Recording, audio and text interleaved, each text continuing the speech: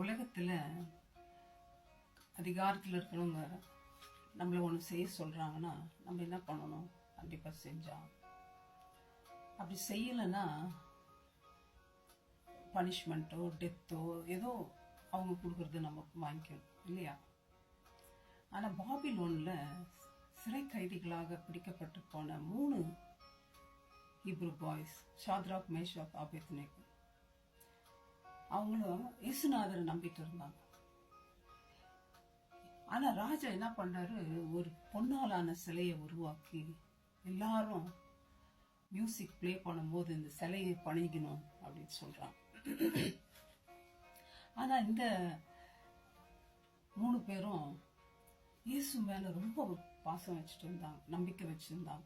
ஏன்னா அவர் கமாண்ட் கொடுத்துட்டு இருந்தார், கட்டளை கொடுத்திருந்தார், என்னை தவிர வேறு தேவர்கள் இல்லை, வானத்திலும் வானத்தின் கீழும் பூமியிலும் எங்கும் யாரையும் தெய்வங்களை வச்சு வணங்கக்கூடாது, நீங்க உங்களுக்கு இஷ்டமான உருவத்தை உருவாக்க கூடாதுன்னு ஆண்டவர் கட்டளை கொடுத்திருக்கார் இயேசு கிறிஸ்து.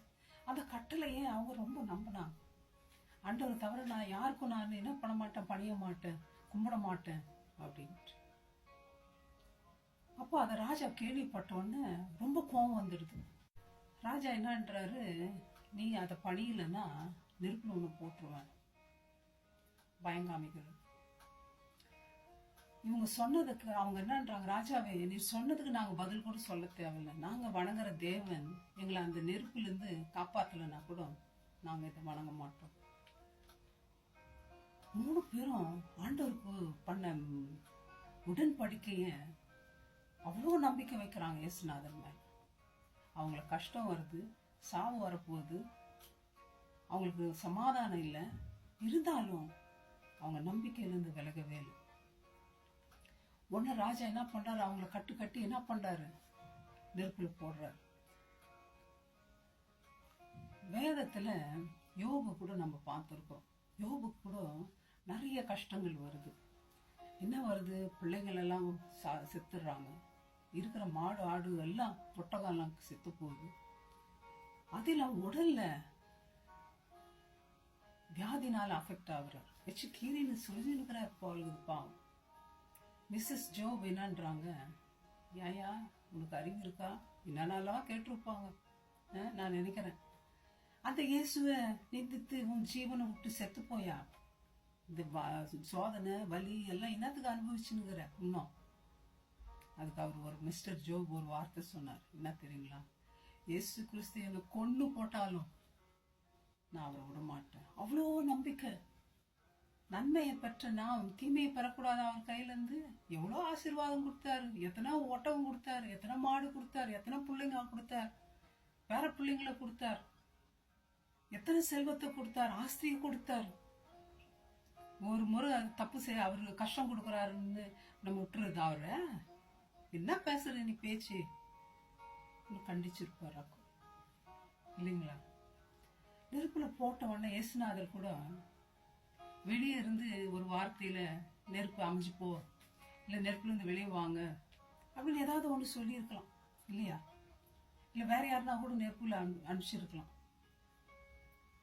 நம்ம கஷ்டப்படும் பொழுது, வேதனைப்படும் பொழுது, கண்ணீர்ல அழும் பொழுது, உதவியற்றவர்களா இருக்கும் பொழுது, வியாதியில இருக்கும் பொழுது, ஃப்ரெண்ட்ஸ், இயேசுநாதர் சொல்றார், நான் வருவேன்.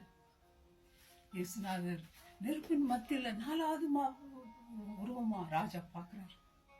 யாரா இது 4 பேரு? டே கண்ணு என்ன போயிச்சா? 3 பேரு தானேப்பா போட்டோம், பாரு கண்ணு கொஞ்சம் தேய்ச்சிட்டு பாரு.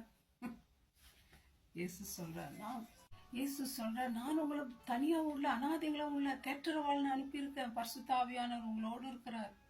அவர் நம்மளை கம்ஃபர்ட் பண்ணுவார், தேற்றுவார், ஆற்றுவார். நம்மளுடைய கஷ்டங்கள் மத்தியில், கண்ணீரின் மத்தியில உலக மனுஷன் வரமாட்டாங்க, அவங்க ஓடி போயிடுவாங்க. ஆனா இயேசுநாதர் கஷ்டத்தின் மத்தியில நம்மளோடு நடக்கிற தேவன், நம் கண்ணீரை துடைக்கிறவர் இயேசு கிறிஸ்து. அவங்களுக்கு 100% டெலிவரன்ஸ், அவங்க நெருப்புல இருந்து காப்பாற்றப்படுவாங்கன்ற நம்பிக்கை இல்லை. அவங்க சொல்றாங்க, இந்த நெருப்புல இருந்து இயேசு கிறிஸ்து காப்பாத்த பவர் இருக்கு அவருக்கு. அப்படி அவர் காப்பாத்தலைன்னா கூட, நாங்க செத்தா கூட நாங்க என்ன பண்ண மாட்டோம், நீ உருப்படுத்தின அந்த சிலையை வணங்க மாட்டோம். எவ்வளோ ஒரு நம்பிக்கை அவங்க வச்சிருப்பாங்க, எவ்வளோ ஒரு ஆண்டவரை ருசிச்சு இருப்பாங்க அவங்க வாழ்க்கையில. நம்ம அந்த மாதிரி சேலஞ்சஸ் தான் இன்னைக்கு ஃபேஸ் பண்றாங்க ஃப்ரெண்ட்ஸ். எத்தனையோ பேர் கஷ்டம் வரும்போது, கண்ணீர் வரும்போது, வேதனை வரும்போது, வியாகுலங்கள் வரும்போது இயேசு மறுதளிச்சுட்டு இருக்காங்க. ஈவன் பேதுரு பாக்குறோம், மறுதளிச்சு நான் அவரை அறியேன். நம்மளும் அதே வார்த்தையை சொல்றோம், ஏசப்பா எனக்கு வேண்டாம், நீங்க போயிடுங்க என்னை விட்டு. அந்த ஜனங்க ஆண்டவர் பேய் பிடிச்சுன்னு சுகப்படுத்தினார். அந்த ஜனங்கள்லாம் வந்து சொல்றாங்க, ஐயோ இயேசுவே எங்களுக்கு இதுல எல்லையில இருக்காதீங்க, எங்க எல்லையை விட்டு போயிடுங்கன்றாங்க. ஏன்னா 2000 பன்னிக்குட்டி போய் கடல்ல அமுது செத்து போச்சு. பன்னிக்குட்டி செத்து போச்சுன்னா பன்னிக்குட்டிக்கு கஷ்டப்படுறாங்க. ஆனா ஒருத்தன் பேய் பிடிச்சவன் நல்லா ஆயிட்டான், சுகமாயிட்டான்ன்றது அந்த சந்தோஷத்தை அனுபவிக்காம எங்க எல்லையை விட்டு போயிடுங்கன்றாங்க இயேசுநாதர். இயேசுநாதர் பூச்சிக்கு தள்ளுறாங்க மலையில இருந்து. இயேசுநாதர் வேண்டான்னு, இயேசுநாதர் வேணான்ட்டு அவர் கொலை பண்ணிட்டாங்க சிலுவையில. நம்மளும் இயேசு வேணான்றோமா ஃப்ரெண்ட்ஸ்? நம்ம கஷ்டம் மத்தியில ஆண்டவருக்காக நம்ம நிக்கிறோமா? ஆண்டவருடைய கட்டளைக்கு அவங்க கீழ்ப்படிந்தாங்க. ராஜாவின் கட்டளைக்கு கீழ்ப்படியில. ஆண்டவர் எங்களுக்கு கட்டளை கொடுத்திருக்காரு, 10 கட்டளை. அதுக்கு நான் கீழ்ப்படிவேன். ஆண்டவர் சொல்லியிருக்காருங்க, இந்த உலகத்துல உங்களுக்கு உபத்திரம் உண்டு, ஆனாலும் திடன் கொள்ளுங்கள், நான் உலகத்தை ஜெயிச்சேன்பா, நான் உன்னோட கூட இருக்கிறேன்றார். பச்சை மரமாக எனக்கே இப்படி பண்ணாங்க, பட்ட மரத்துக்கு என்ன செய்வாங்க? என்னையே கொலை பண்ணிட்டாங்க. இயேசுநாதர் சொல்ல, உங்களுக்கு என்னென்னலாம் பண்ணுவாங்க? கண்டிப்பா இருக்கும் துன்பம் ஃப்ரெண்ட்ஸ். நெருப்பா இருக்கட்டும், சிங்க கபியா இருக்கும், இயேசுவால கூடாத காரியம் ஒன்றும் இல்லை. ஏன்னா எல்லா பவரும் அவர்கிட்ட இருக்கு. ஆண்டவர் அந்த நெருப்புல இருந்து அவங்கள வெளியே கொண்டு வரல, ஆனா நெருப்பின் மத்தியில அவர்களோட நடந்தார். நெருப்பு அவங்கள பட்சிக்கல, முடி கூட கருகல, ஸ்மெல்லு கூட வரல. அவங்க வெளியே வராங்க, எடுத்துன்னு வர சொல்றாரு ராஜா. ராஜா வெளியே வர சொன்ன பிறகுதான் வெளியே வராங்க. அந்த தேவன் இயேசு கிறிஸ்து தான் கடவுள்னு உலகம் எங்கும் பணியணும்னு கட்டளை போடுறாரு. நெருப்புல வேகும் போது ஒருவேளை சில பேர் ஆண்டவரை விட்டுடலாம். ஐயோ அந்த வேதனை தாங்க முடியல ஆண்டவரை, சோதனை மத்தியில எத்தனை பேர் மறுதளிச்சிருக்காங்க ஃப்ரெண்ட்ஸ்.